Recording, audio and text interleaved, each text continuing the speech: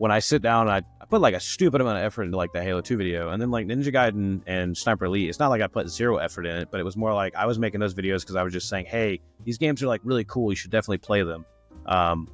And they did like significantly better than Halo 2. And I mean, okay, sure, maybe it's like those games are newer, less people are looking for Halo 2. The Halo 2 video probably would have done better if I would have released it when it originally was supposed to come out, back when it was like the anniversary of the game. But yeah, it's just one of those weird things. You never know like what's going to do well, what's not. Then it could be like 2 months from now and the Halo 2 video just skyrockets. You know, it's just like so random. Out of nowhere.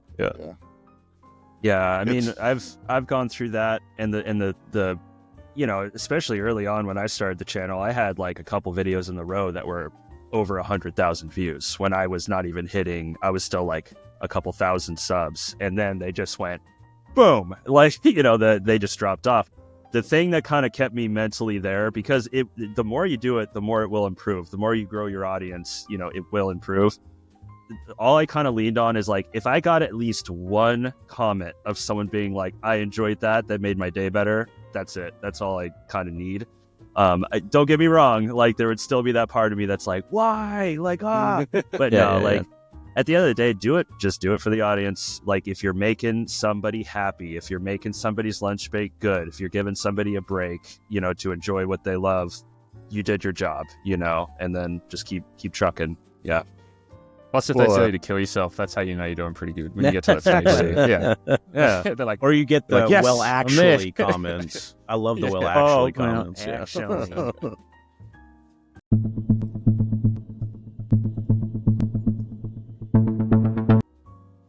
For both of you guys, is there any like particular favorite fan interaction that you've had, or just any interaction really that kind of like renewed your faith and like, oh, okay, this is why I do it. This is the good stuff.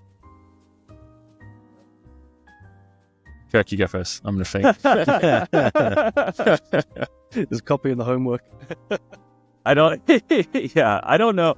I don't know if I have, you know, I'm not quite on G-Man's level, so I don't know if I have a ton of stories of like that, you know.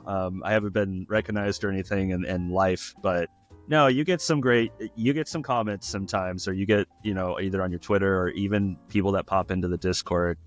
Sometimes you just get a comment, they'll tell you, you know, what their videos mean to them or whatnot, and it's, yeah, that stuff is always great. I mean, it gives you, I'm always a little bit like, really? But no, man, like I said, when you know you're entertaining people, it's the best. It's the best feeling. It's what makes, you know, 4 o'clock in the morning and YouTube keeps like, you know, putting copyright strikes on my video, like that kind of shit. Like it makes it worth it. Or something comes out and just flops hard. You're like, no, you know, if somebody says they're happy with what you're doing, or that's what makes it worth it. That's why you do it. That's what you have to keep in mind, you know. Yeah, otherwise nothing too crazy. Yeah.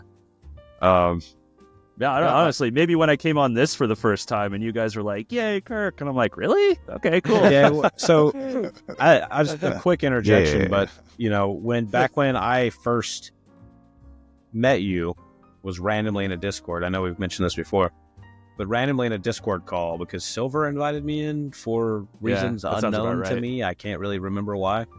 And the Deluvian Ultra dev was there, and Viscera Fest guy, and that's where that kind of spark happened.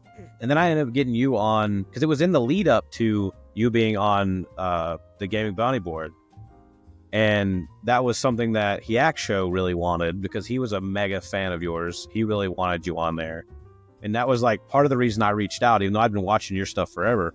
And so when I was able to get both Yapp Show and then also get you on there, like I was like, yes, that's awesome. You know, that was cool as hell. You know, there's a lot of moments like that. Yeah.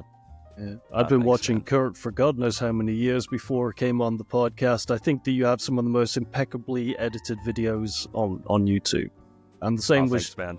And the same is true of G-Man as well. Then I mentioned when you first came on that all your cutaways and stuff like that, when I was making these videos, I just straight up ripped you off. I was like, I'm still putting cutaways in it now because it worked. Me too. Yeah. But when I borrowed that too. It's fun. Yeah. But when you came on the show and, you know, you agreed to do it through Medium, that was a really big get for us. We just started up this podcast, and in the chat between us, we were like, G-Man agreed, and I was like, what the fuck? What? G-Man really? You know? Yeah. We thought some developers that maybe had just brought out a game or YouTubers that had 200 subscribers, and we'd be happy about that because someone's given up their free time to come on the show, right? But when one of the biggest name comes on it, it's like I was pacing around here, and with Kirk as well, because I didn't know how to react, right? Yeah. Just before it. When you're talking about fan things, I think Medium, honestly, you were the one who got me onto using J-cuts. I don't know if we were chatting about this was years ago now, yeah, right? But J-cuts and L-cuts, we were going back and forth. Yeah, it's weird because like I've been editing for like 15 years professionally, like as a freelance editor, and I use J-cuts in all the other jobs I do and stuff, but then for some reason I just never really did them on YouTube videos. I don't know why, like I just had a different process, and I remember once in Discord meeting was like, I've noticed you don't use J-cuts, and I was like, damn, that was like profound as. And now I do it, and it's like, I feel that it just flows so much better just to have that little sort of delay before the next clip starts. And I've been doing it like for years since. And so I'm like, that's definitely like, I mean, you know, the interaction, I was like, damn, like that's pretty profound. It's a good Someone in my YouTube subconscious comments way to- once commented on my mic quality saying that my mic needs to be equalized or something. And I assumed they were being a dick. So as I do with most cases, I just said, I'd go shut up or something like that. And they responded saying, no, seriously, change this setting and this setting. And I was like, oh, damn, that's actually worked. That's actually a pretty good tip. It's Nice. Cool. I have something for you. So, speaking of fan interactions, we have FPS Thetics as submitted a question. Yeah. Did he submit that just now, or is this like from the past? This was a few hours ago, so I literally just added it to the script 2 minutes before we started Here recording. We go. What's he going to comment on this? Shout out to them. Is it another yellow paint comment or something? It's not, no. Well, I guess it could be, but what is your absolute hottest take? Jesus. Where to begin? Fear 2 was better than Fear 1. But you shut up. Fear 2 is good, though. I'm a Fear 2 apologist as well. I think Fear 2 is massively overhated. I think Fear 2 is great, but yeah. It is. It's It the is Predator good. 2 of gaming. It's just as good as the first game, but the problem is it has the problem of following up something iconic. And so you can't just compare it to the first game. You have to see it on its own terms. And on its own terms, I changed it's a few brilliant. things in it, but yeah, I think it's still pretty good. Yeah. So, go on then. Yes, I interrupted your take. Jesus, hot take. Damn. You're doing this to G-Man? All my takes are hot, bruh. No, I don't know. Shit, let me think. Last time I did this, I got canceled. Damn it. I don't know. Oh, man. What is my hot take? Maybe, I don't know, like Doom 3.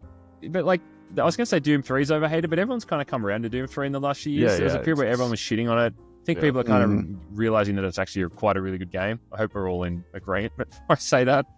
I've always Like listened my to top yeah. 5, yeah. I got an hour talking about it, so, you know. Yeah, I remember there's that point where everyone was like, oh, this game's shit, it's blah, blah, blah. And like, and there was a weird collective of people saying that it's overhated, like that it was hated when it came out. And I was like, no, it wasn't. Everyone fucking loved that game when it came out. Yeah. It was huge. No, I mean, that year I don't was know. pretty much just like Doom 3, Half-Life 2, and Halo 2. That dominated that whole year. You know what I mean? Yeah. Hot take. Yeah, you'd have to come back to me. I'll need to think about it. That's another- Is the Doom 3 shotgun really getting the hate it deserves? Yeah. Let's just Let's be just- I like let's that. just be careful. As much as I We might like be end of to- this I do- podcast. I do like Doom 3, but yeah, that shotgun's terrible. But I played otherwise, the reason I'm asking, I played it on the PC that I'm recording on right now, literally about 2 days ago, and I shotgun an imp in the face twice, and it didn't do shit against it. I was literally standing in front of it. I'm like, this is the worst shotgun imaginable. Was the crosshair pointing at it though when you did it as well? Did you have a crosshair? Is it actually? There is no actual spread. It's not an actual shotgun.